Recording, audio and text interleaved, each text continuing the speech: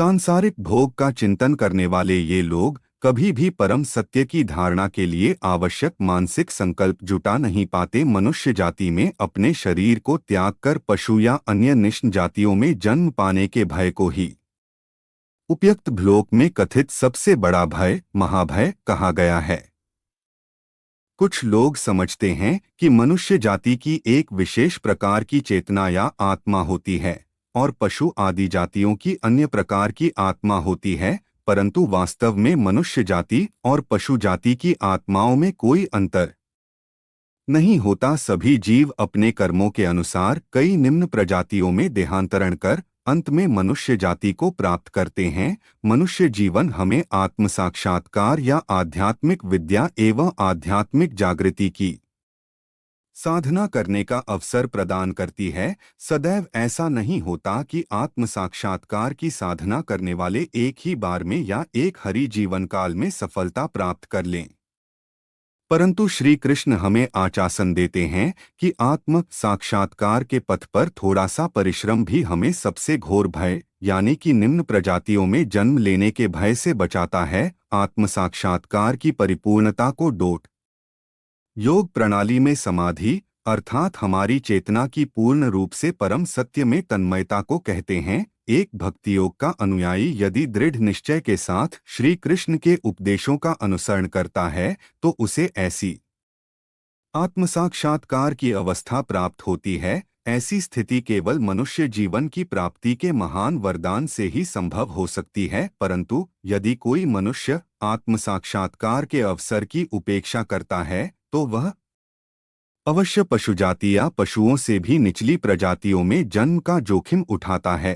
प्राय इस बात पर चर्चा तो होती है कि कभी कभी कुत्ते और बिल्लियों के जीवन भी कई मनुष्यों के जीवन से अधिक आरामदेह होते हैं, किंतु ऐसा कोई आश्वासन नहीं दिया जाता है कि मनुष्य जीवन को खोकर हम किसी धनवान परिवार में अच्छे खाते पीते पालतू कुत्ते या बिल्ली बन जाएंगे। हम ऐसे पशु भी बन सकते हैं जिसे जंगली जानवर जिंदा चबा जाएं या समुंदर के परभक्षी चीरकर निगल जाएं। निस्संदेह कुछ कहे बिना ही हम यह मान सकते हैं कि इस तरह का जीवन और मृत्यु अत्यंत ही दुखदायक होता है। आत्म पशु जीवन में पाए जाने वाले अनावश्यक पीड़ाओं से बचने के लिए एक मनुष्य को भगवद्गीता में निरूपित आत्म साक्षात्कार के पथ पर दृढ़ निश्चय और लगन के साथ आगे बढ़ना चाहिए। वेद त्रिगुणों पर आधारित विषयों की चर्चा करते हैं।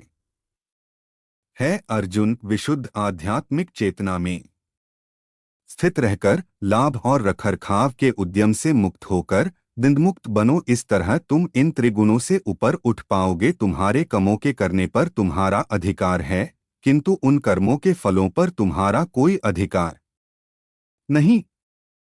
अपने कर्मों के फलों से कभी प्रेरित न हो और न अपने निर्धारित कर्मों को न करने की सहज प्रवृत्ति से लगाव रखो। हे धनंजय, योग में सुदृढ़ रहो, मोहरहित होकर अपने कर्मों को करो एवं सफलता हो या विफलता दोनों में धीरज रखो। इस तरह के संतुलन को ही योग कहा जाता है।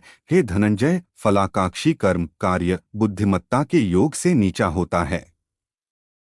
अत बुद्धिमत्ता का आश्रय लो। फल की आशा में कर्म करने वाले कृपण होते हैं। बुद्धिमान पुण्य एवं पाप कर्म दोनों से परहेज रखते हैं। आत्म योग में नियुक्त रहो, क्योंकि योग ही सबसे उत्तम कार्य है। बुद्धिमान अपने कर्म के फलों का त्याग कर भौतिक जन्म और मृत्यु के बंधन से विमुक्त हो जाते हैं।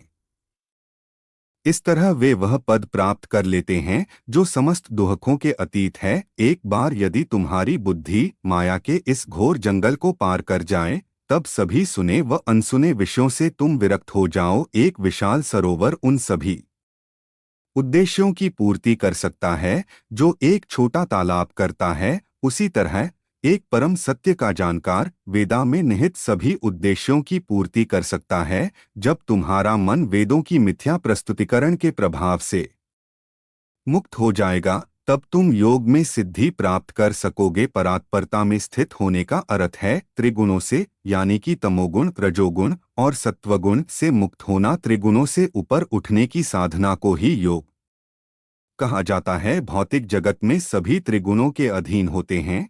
और केवल एक सच्चा योगी ही इनसे ऊपर उठ पाता है। हमारे कार्यों को 3 प्रकारों में वर्गीकृत किया जाता है: वेद द्वारा निर्धारित कार्य कर्म, निषिद्ध कार्य विकम और दिव्य कार्य अकम।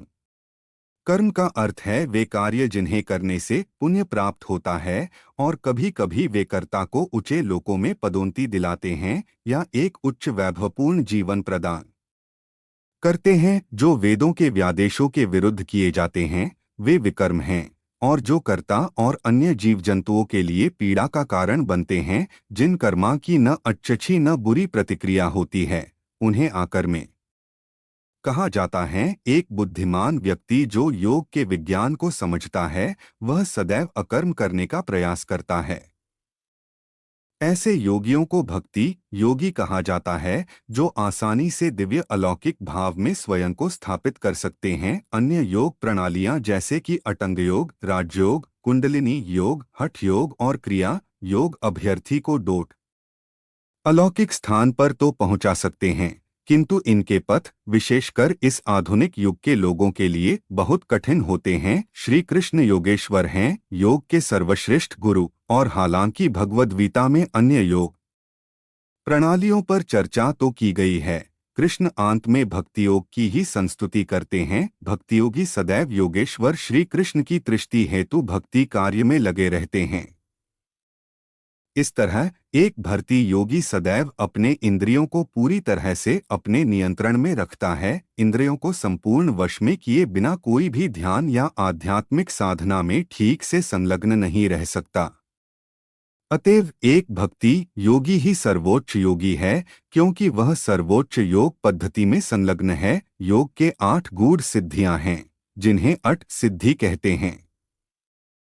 ये सिद्धियां हैं अनिमा सिद्धि, आकार में बहुत छोटा बन जाना; लघिमा सिद्धि, हवा से भी हल्का बन जाना; प्राप्ति सिद्धि, कहीं से भी किसी भी वस्तु को झपट लेना, जैसे कि न्यू यॉर्क से अपने हाथों को बढ़ाकर भारत में उगते हुए पेड़ पर से आम तोड़ना; महिमा सिद्धि, अत्यंत वजनदार हो जाना; शित्व सिद्धि, अनोखे वस्तुओं की रचना करना या अपनी इच्छानुसार किसी भी वस्तु का नाश करना; वशित्व सिद्धि, भौतिक पदार्थों का नियंत्रण करना; प्राकाम्य सिद्धि, अपनी सभी कामनाओं को पूरी करने की क्षमता; और कामावशायता सिद्धि, मनचाहा रूप धारण करने की क्षमता। योगेश्वर श्री कृष्ण में ये सभी 8 सिद्धियां अपनी संपूर्णता में पाई जाती हैं। कई बार योगी यह दावा करते हैं कि उन्होंने एक या अधिक सिद्धियां प्राप्त कर ली है। ऐसी बातें प्राचीन समय में अपेक्षाकृत आम हुआ करती थीं।